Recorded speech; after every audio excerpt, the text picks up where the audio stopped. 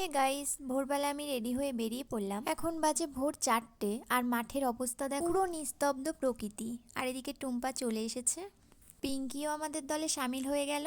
আর এদিকে হেলেও চলে এসেছে। হেলেকে তো তোমরা সবাই চেনো। আর এই সুনসান প্রকৃতিতে বান্ধবীরা একসাথে থাকার একটা আলাদাই আনন্দ। মনে হচ্ছে এই সময়টুকু শুধু আমাদেরই জন্য।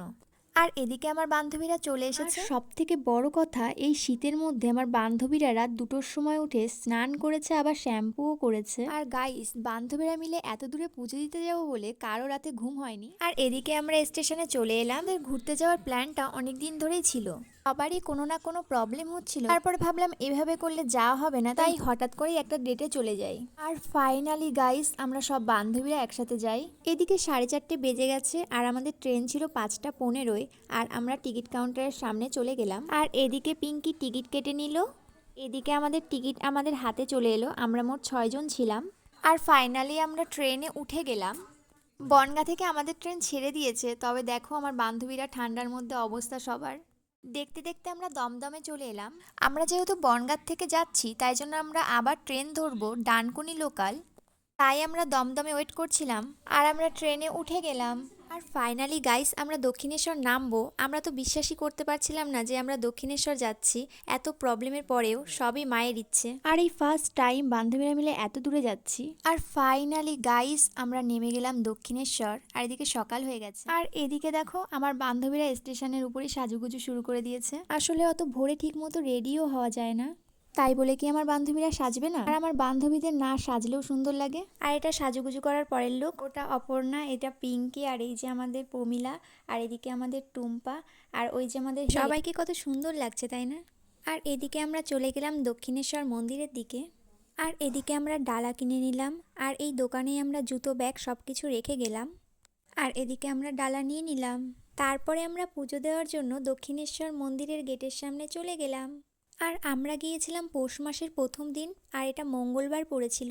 ভালোই ভিড় হয়েছিল। ভেতরে ফোন নেওয়া নিষেধ ছিল, তাই ফোন রেখেই গিয়েছিলাম। অ্যাট লাস্ট এখানে এসে একটা আলাদাই অনুভূতি হলো। চারিদিকের পরিবেশটা কত সুন্দর।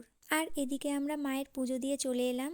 ভেতরে ক্যামেরা নেওয়া বারণ ছিল, তাই কোনো রকম ভিডিও আমি করতে পারিনি। আর এদিকে আমার বান্ধবীরা ভিডিও করছে বাইরে এসে। তবে মায়ের পুজো দিয়ে একটা আলাদাই শান্তি পেলাম। আর তারপরে আমরা চলে এলাম গঙ্গার ঘাটে। সকালে চারিদিকের প্রকৃতিটা কত সুন্দর লাগছিল। সো তারপরে আমরা গঙ্গা জল নিয়ে চলে গেলাম সকালে কিছু খাওয়া দাওয়া করতে। তারপরে আমরা চলে গেলাম একটা হোটেলে খাওয়া দাওয়া করার জন্য। আর এদিকে আমাদের খাবার চলে এসেছে, সব খাবারই নিরামিষ ছিল। খাওয়া দাওয়া করার পরে বান্ধবীরা মিলে ঠিক করলাম বেলুড় মঠে যাব। ওখানে অনেক কিছু দেখার আছে। আর এদিকে আমার বান্ধবী বেলুড় মঠে যাওয়ার জন্য টিকিট কেটে নিল। আর এই যে আমাদের 6 জনের টিকিট। তারপরে অনেকক্ষণ ওয়েট করার পর ওই পারে যাওয়ার জন্য লঞ্চ এলো। আর ওই পারেই ছিল বেলুড় মঠ। আর তারপরে সবাই এক এক করে লঞ্চে উঠে গেলাম। লঞ্চে ভালোই ভিড় ছিল।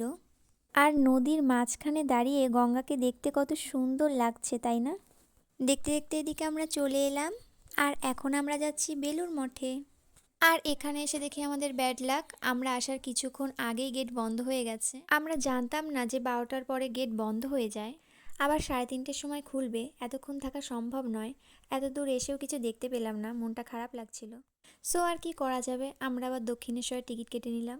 আর এই দেখো গাইস, এখনো কাশফুল ফুটে আছে, কত সুন্দর লাগছে, তাই না? তারপরে আমরা নদী পার করলাম আর যা যা কেনাকাটা করার আছে এখান থেকে করে নিলাম। তারপরে বাড়ি যাওয়ার সময় দেখি ব্রিজের দরজা বন্ধ। কি করা যাবে, হেঁটে হেঁটেই চলে গেলাম। বেশি দূর না এখান থেকে স্টেশন, কিন্তু আমার বান্ধবীদের অনেক কষ্ট হয়ে গেছে এত দূর হেঁটে, কারণ হাতে গঙ্গার জল ছিল আর অনেকটাই ভার ছিল ওটার। তারপরে আমার বান্ধবীরা এসে এখানে একটু বসে নিলাম। দেখো কষ্ট হয়ে গেছে বান্ধবীদের, তো কি হয়েছে, রিলস করা ছাড়ছে না। গাইস, আমাদের ট্রেন আসার অনেকটা দেরি ছিল, তাই আমরা স্টেশনেই বসে একটু আড্ডা মারছিলাম। আর ওইদিকে দেখো হেলে কি করছে। আর এদিকে অনেকক্ষণ ওয়েট করার পর আমাদের ট্রেন চলে এসেছে। আর এদিকে আমরা ট্রেনে উঠে গেলাম। গাইস, আমাদের অবস্থাটা দেখো বাড়ি ফেরার সময়। আর এইদিকে দেখো পিঙ্কির অবস্থা, সবার অবস্থাই খারাপ। এত দূর যাতায়াত করে সবার শরীর খারাপ করছে, কারণ সেই ভোরবেলা উঠে আবার এখন বাড়ি যাচ্ছি, সবার শরীরটাই খারাপ হয়ে গেছে।